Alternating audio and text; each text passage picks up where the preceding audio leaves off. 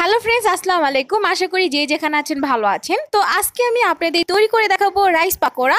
একদম ইজি ঝটপট একটি রেসিপি। তো চলুন দেখি নিই। এখানে আমি রাইস সিদ্ধ নিয়েছি। তো পোলার চালটা আমি ঘি, পরিমাণ মতো লবণ আর পানি দিয়ে সিদ্ধ করে নিয়েছি খুব ভালোভাবে। তো এরপর এখানে পেঁয়াজ কুচিয়ে, ক্যাপসিকাম কুচিয়ে আর কাঁচামরিচ কুচিয়ে দিয়ে দিয়েছি। আর এখানে আমি দুই ধরনের ক্যাপসিকাম নিয়েছি, লাল আর সবুজ। তো আপনাদের পছন্দ অনুযায়ী সবজি নিতে পারেন। এরপর এখানে লবণ আর চাট মশলা দিয়ে দিয়েছি। তো যেহেতু আমি ভাতে লবণ দিয়েছি, সেজন্য আমি পরিমাণ মতো লবণটা নিয়ে নিয়েছি, অল্প পরিমাণ। তো এরপর এখানে আমি কর্নফ্লাওয়ার দিয়ে দিচ্ছি প্রায় 3 টেবিল চামচ পরিমাণ।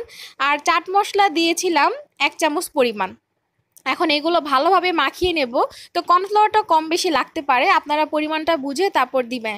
তো যেরকম দোল্লা বানানো যায় এরকমভাবে আপনারা মাখিয়ে নেবেন। তো আমি সবগুলো মাখিয়ে তারপর এখানে আমি পাকোড়ার মতো করে নিয়েছি, এরকম চেপে চেপে। তো এখন আমি একটা ডিম নিয়ে ডিমটার মধ্যে সামান্য পরিমাণ লবণ দিয়ে ডিমটা ফেটিয়ে নিচ্ছি। এই ডিমের মধ্যে এই পাকোড়াগুলো চুবিয়ে তারপর আমি ফ্রাই করব।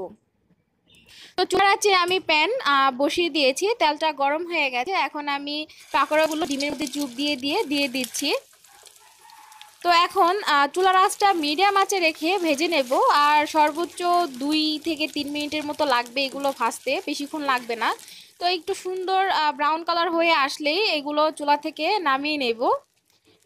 তো অবশ্যই এই রেসিপিটি আপনারা বাসায় ট্রাই করবেন, খুব ইজি একটি রেসিপি। আর প্রায় সময় আমরা কিন্তু পোলাওটা রান্না করে থাকি, তো তখন চাইলে আপনারা এই রেসিপিটি ট্রাই করতে পারেন, আলাদাভাবে রান্না করার দরকার নেই। তো ফ্রেন্ডস, তৈরি হয়ে গেল মজাদার রাইস পাকোড়া। আশা করি আজকে ভিডিওটি সকলের খুব ভালো লেগেছে। আর যদি ভালো লেগে থাকে তাহলে অবশ্যই আমার চ্যানেলটি সাবস্ক্রাইব করবেন, একটি লাইক কমেন্ট শেয়ার করবেন। আজ এখানেই বিদায় নিচ্ছি, খোদা হাফেজ।